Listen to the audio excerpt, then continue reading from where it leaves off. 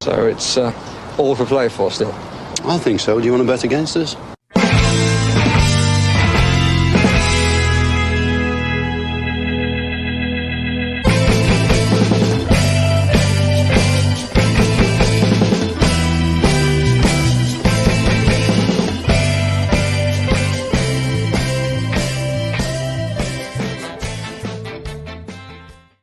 Hello, Aston Villa fans, and welcome to For the Love of Paul McGrath podcast. I'm just trying to, do you know what? Screw it. I'll turn it off.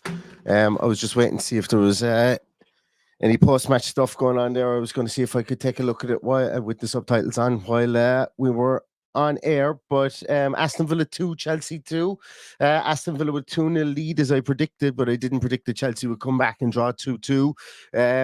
Aston Villa didn't come out in the second half. A very, very, very flat and poor performance from Aston Villa in the second half. Not helped, I think, by I suppose changes that needed to happen just prior to halftime and during halftime as well. Not to say that Robin Olsen was poor, because he made that brilliant save with his feet towards the end of the game after Diego Carlos, for whatever reason, just played the ball directly to Cole Palmer when he could have headed the ball back to his goalkeeper. We did some really, really stupid things in that second half. We did some really silly things in that second half. And we got out, like some people would say, we got away with it because of that VAR decision at the end. For me, there's no grey area there. Pushing the back is a push in the back. If that happens in the middle of the field, it's a free kick. If that happens in the penalty area, it's a free kick. You know, if it happens the opposite way, when you're talking about penalties, I don't know, we can have a different conversation. But for like, it didn't. And the way that it happened for me was it was before the ball even was contestable, for, if that makes sense. And I'm sure Chelsea fans will have a different view on it, and I'm sure Villa fans will have a different view on it as well. But my view on it is, like, even in real time, it looked like it was a barge right into the back. And VAR asked Craig Pawson come over, and he rules out that goal, and Villa live to fight another day and take a point away from Villa Park, when, for all intents and purposes, it looked like we had let it run down our leg in the second half and lost the game. I'm going to start off and talk about the first half first, because chronological order, I think, is quite important when we're discussing this game. And I thought Villa started really well. But John McGinn looked like he was shot out of a cannon. Douglas Luiz was playing really well, and our back line looked like that they were, we looked like we were there to I know this sounds silly, but to play a game of football.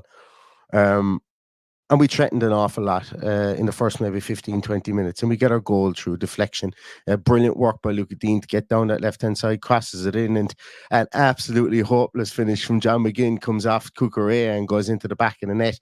I'm not even sure if Cucurella isn't there, that goes out for a throw, to be honest with you. But that's not slagging John McGinn, so I thought he was pretty good tonight. I just think the ball just came across him.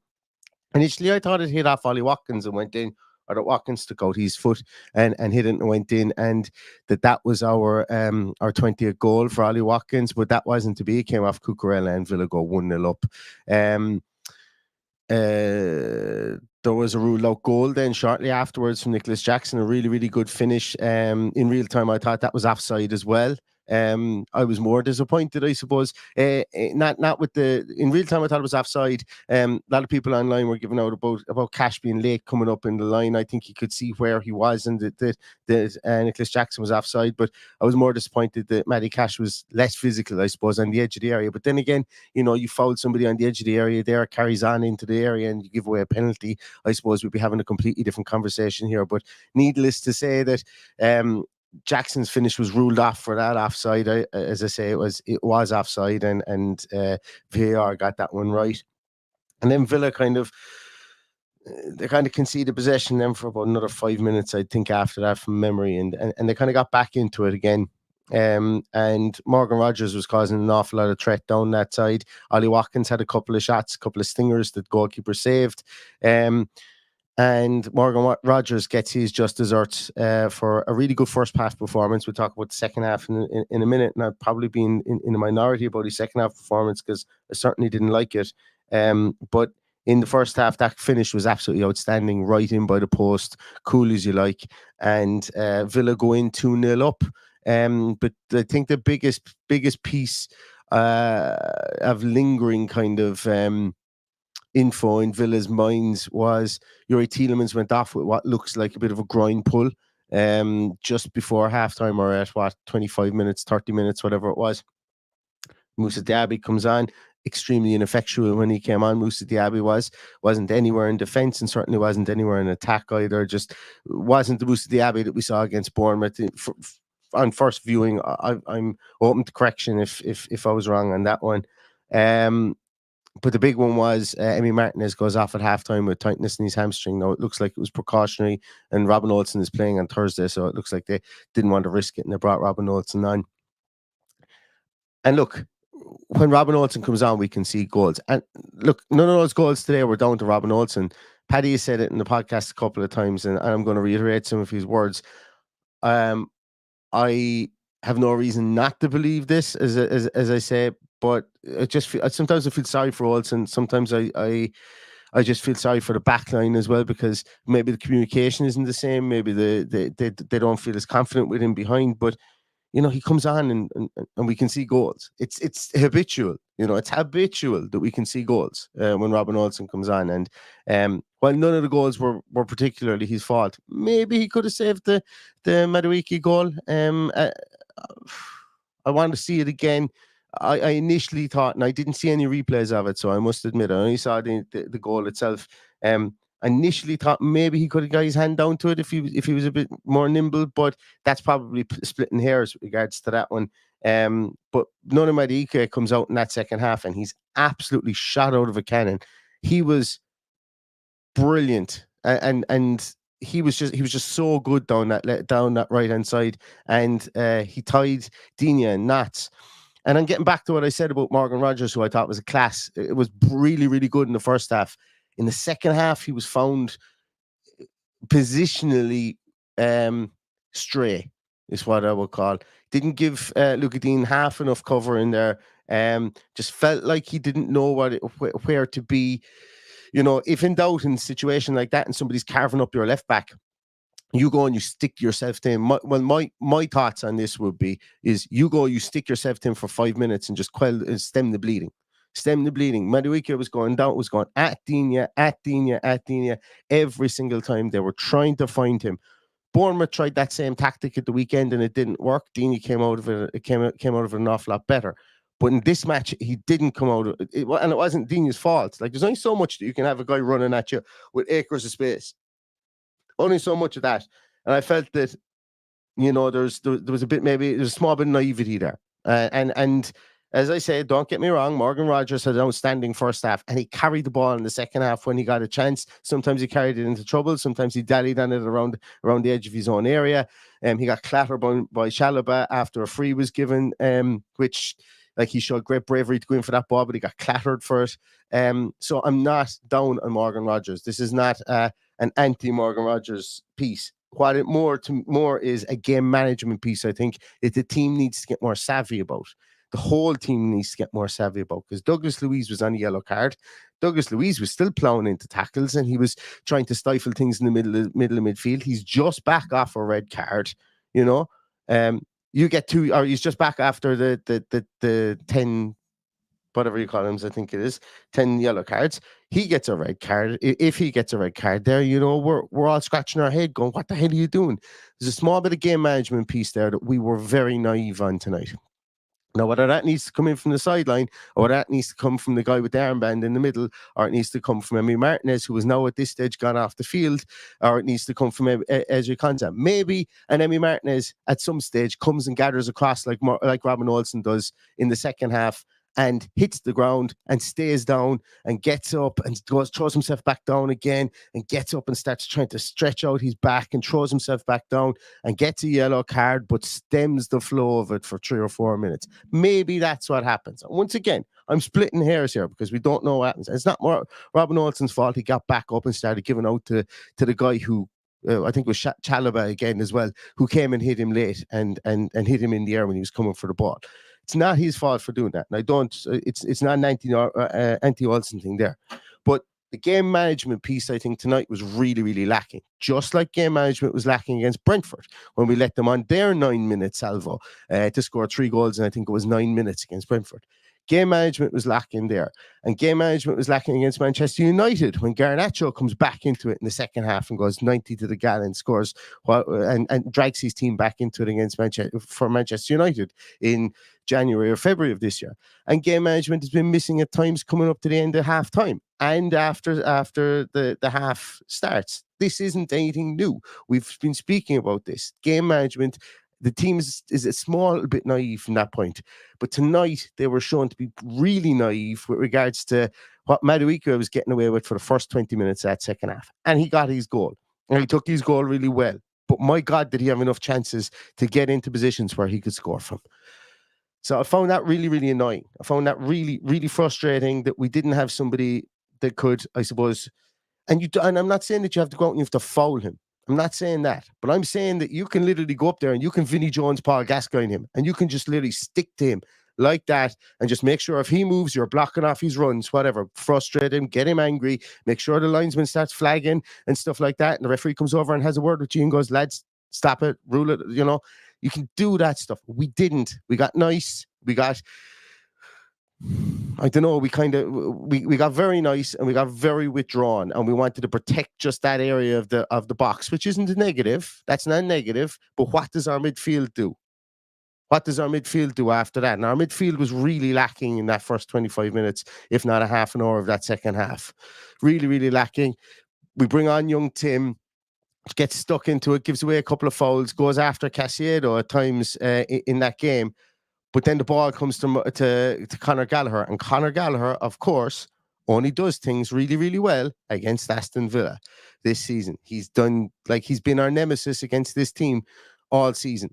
Cole Palmer, pretty much out of the game, I thought. Not really an entity as such. Bar the miss that, or the save, should I say, that Robin Olsen had. Not really an entity. He had a free kick in the second half, flashes a good 5-6 yards wide. Didn't really do a whole pile. But Conor Gallagher, again, for the third time in 4 meetings this season, kind of ran midfield alongside Caicedo. And that's worrying. Not worrying, but that's worrying from this game. We couldn't get a hold of Conor Gallagher. And then he sticks up, and then with his left foot, pings one in the top corner. Absolute worldly of a finish. But he's 15 yards away from anybody when he turns and he puts that in the back of the net. Came from the left-hand side again. The reason I'm saying this is, yes, young Tim, I think it was young Tim was the closest guy to him. Should he get to him? What happens in the preceding 30 to 45 seconds before that? Where's our left side? Or where is our left side? Where's our 2 central midfielders? As I say, young Tim coming into the game, being shown a small bit of faith by Unai Emery. Yes, he needs help. He needs help there. We need that left midfielder coming in. And I'm not shitting on Morgan Rodgers. I really am not. I'm just saying it's game management. And we didn't have it tonight. And it stings because we were 2-0 up. But here comes my mindset as always. And I can see there's over 300 comments here. I don't know am I going to get to any of the comments, I'm going to be honest. Because I presume they're going to be all over the map, and that's absolutely fine. As I've always say, I never tell anybody how to feel after a result, whether it be a win, lose, or draw. But what I'm saying here again is that 3 points tonight, obviously, no one's saying the 3 points tonight wouldn't have been great. It would have been absolutely brilliant. It would have been literally one hand on that 4th place. And we would have been skipping into Brighton, skipping to Olympiacos, skipping into Brighton next week. Now we're worried. Now we're looking at tomorrow's game and we're going, we need Arsenal to pull it back. We need other teams to do us favours. And when other teams have had to do us favours this year, bar Fulham against Manchester United, which has become kind of irrelevant now, how Man United have fallen off. When other teams have had to do us favours this year, they haven't really, to my mind or to my memory, I'm sure I'll be proven wrong. People will probably clip this up and probably say, here are all the teams that have done us favours. But we need teams to do us favours now in a way. Tomorrow will, again, the North London derby is absolutely huge. And it shouldn't be as big as it is because Villa had a 2-0 lead and we should have won this game. And Unai Emery is going to be saying the same thing inside the dressing room today. He's going to say, we know if to rely on Arsenal. We now have to rely on Arsenal. We have to rely on Chelsea, who we've just beaten. We have to rely on Liverpool, who are having a dodgy spot of it at the moment. And we have to rely on Manchester City to beat Spurs, because Spurs are going to beat Burnley. Spurs are going to beat Sheffield United. I know Burnley are having a bit of a resurgence at the moment, and they're trying to fight their way out of relegation zone. For my money, it isn't going to happen. And they're going to beat both of those teams. And we need to better the results against the four teams that I mentioned there: City, Arsenal, Liverpool, and Chelsea. Now, we've just drawn against Chelsea today. A win against Chelsea today really puts Spurs behind the 8 ball. That's no news to anybody. A draw against them gives Spurs massive hope, because Spurs will feel that they can. I think it's away in. I think it's in Stamford Bridge as well. I'm open to correction on that one, but Spurs will feel they can go to Stamford Bridge and get a draw at least against Chelsea. Yeah, it is. I can see it there. A draw at least against Chelsea on the 24th of and the 2nd of May. They'll go, yeah, we can go to Stamford Bridge and at least get a draw. With all the injuries Chelsea have, Villa should have been beating Chelsea today. They just should have, but they didn't. But we got a draw. Now Spurs have a chance to better that result against that team. And that has me frustrated, has me annoyed. So where do we go from here, I suppose? Well, we go to Athens without Emi Martinez and without Yuri Tielemans. And we go to Brighton at the weekend.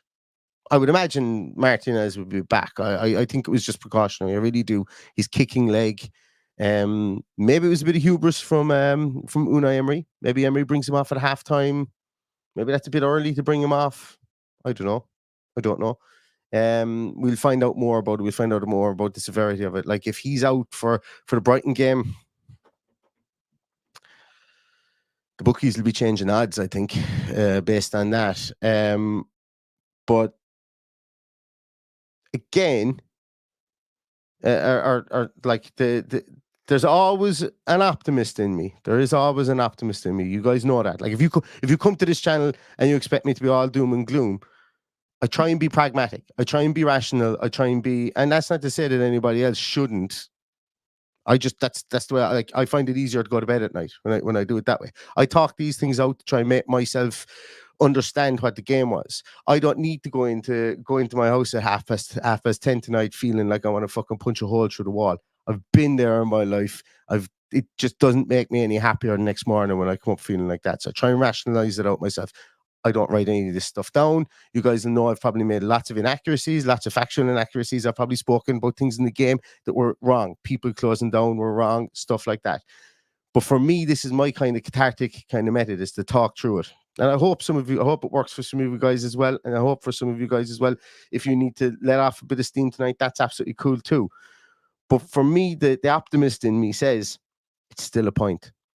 It's still a point. And that while I feel shit at the moment about the fact that we didn't win this game, and I'm sure the 400 odd comments that are in there are, I'm sure the majority of them are, the same. Disconsolate, whatever words you want to use, pissed off, frustrated, wondering, is it going to be is that the one that slips it up for us? Is that our moment? Is that our slip? But we won't know. We won't know for a couple of weeks yet. I said that it was going to be big 15 days. I still mean that. I think Brighton is going to be a huge game. I think tomorrow is going to be a huge game. And Chelsea versus Spurs is going to be a huge game. I genuinely think that. And then we've got Liverpool and we've got Crystal Palace to come. 3 points today would have been so good. It would have really set us up. And I feel really, really pissed off that we didn't get it. But at the same time, I would be way worse if that goal at the end was given, which I've said before, like a push is a push. I don't think there's any grey area when you shoulder someone into the back, it's a foul. For me, other fans won't agree with it. That's fine. Doesn't mean anyone should dislike me. Doesn't mean I dislike anybody for it. But my opinion on that in real time, it was a foul. And Villa, the commentator said Villa got away with it. The papers tomorrow will probably call us Aston Varla or something like that. but nobody forced. I can't remember who it was. Nobody forced. Was it Badishia to barge into Diego Carlos's back before the ball came? No one forced him to do it, and he did it, and it was there, and it was enough for it to be overruled. And I thought it was enough for it to be overruled, and everybody else can have their own opinion on it then again after that.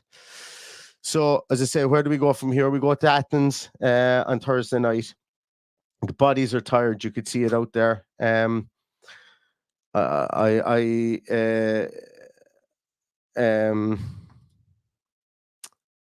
Sorry, we host Olympiacos, should I say. We don't go to Athens, we host Olympiacos. That's what I meant to say. The bodies are tired. There'll be a lot of rest and recuperation done at Bodymore. I don't think there's going to be a whole lot of training, obviously, because these guys, they look leggy in the second half there. They've played a ton of games. You know, we've been saying it for a while. It's still not an excuse to lose a 2-0 lead. I think game management comes into it in that aspect. But you know, Olympiacos takes on a whole new meaning for the players during the week, and then the game against Jesus, my mind isn't working. It's 10:30. The game against Brighton, then away at Brighton 3 days later. I think that is cup final territory for me. Well, I know it's not. Mathematically, it's not. But, you know, you win that game against Brighton, you're absolutely coming back up the road and you're singing songs and you're feeling really good about yourself. And, yeah, it's going to be a big 7 days, big 8 days, big 7 or 8 days now between now and the end of next week for Aston Villa season. And I hope you guys come back and join us. I'm going to take a quick look through the comments. I purposely haven't opened them, and I hope anybody isn't. Jesus, there's 600 comments in there. Yikes. Ann O'Grady says, did you know what? I come in just when Ann O'Grady says Lim Knockaboo tomorrow. That's definitely cheered me up, yeah, because if anybody knows what that means, it's Limerick are playing Tipperary in the hurling tomorrow, and I definitely am looking forward to that as well. I'm just going to take a quick, so a lot of you guys mentioned in there that you feel it was a foul. Matt Greenwood says we did get bullied. Absolutely did. 100% in the second half. We were overrun 100%. Rachel says it was a foul as well. We've had goals taken off us for similar against Sheffield United. Absolutely. People mentioning Louise, but Louise losing the ball as well. I thought he did. I thought he looked the yard off the pace today. Paul, boom. Where else are we? Midfield was too deep at times, Ali. I agree with you on that one. Midfield was too deep, I think. But then again, I think that was a byproduct of the fact that they were literally hammering our left side. So the game management for me is to maybe even bring Ali back and put him in as a left winger and just literally go 11 behind the ball to stem the bleeding for a while, because it was 15 to 20 minutes of assault.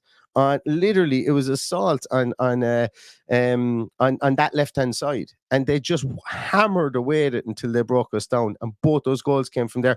That's not this. I don't think Luca Dean had a bad game. I think it was an area whereby they just said, right, what we can do is we can get this disjointed and we can get areas here where we can have pot shots. And they had their shots, and both their shots went into the back of the net. They were the better team, but they knew what they were doing. They upped the intensity hugely in the second half, and Villa didn't meet the mark. They didn't meet the mark. I think. Where else are we?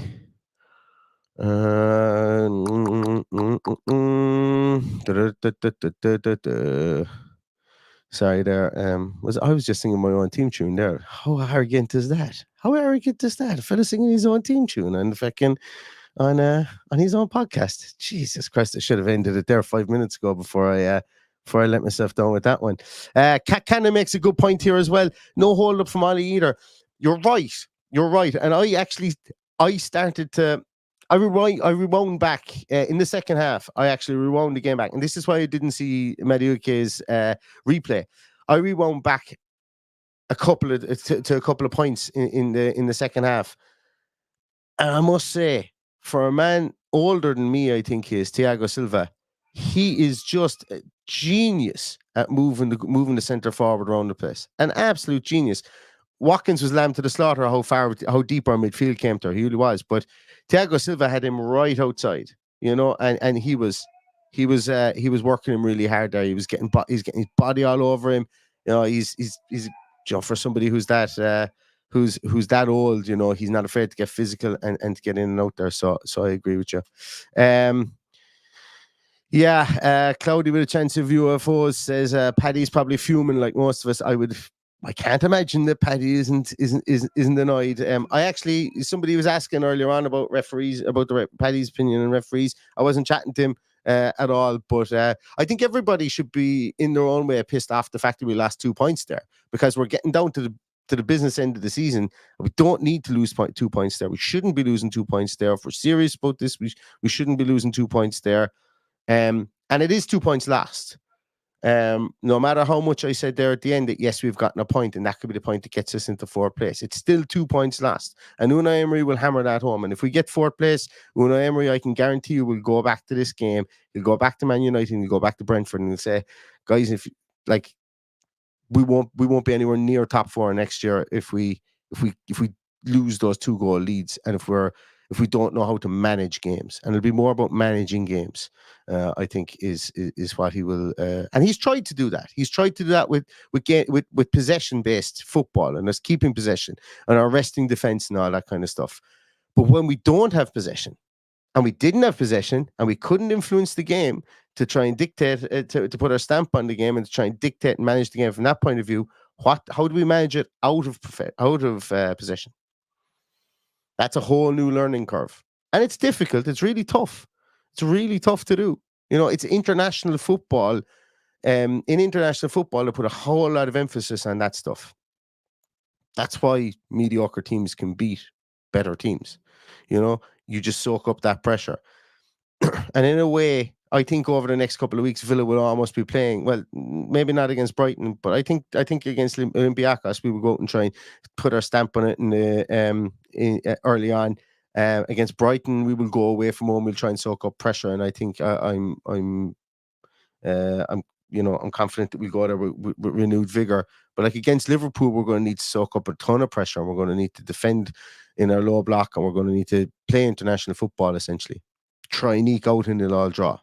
We haven't been able to keep clean sheets. Been really frustrating, and it's.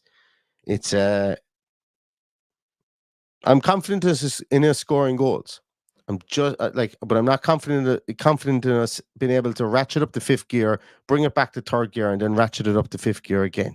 And I don't think any team should be confident in their team being able to do that unless you're, 1970s Brazil, or unless you're Pep Guardiola's Barcelona, who were able to do it at will, or maybe even Man City of last season. And we're certainly not there. And nor would anybody here with any sane mind think that we were there or that we should be there. But that's where we need to get to. To have sustained success.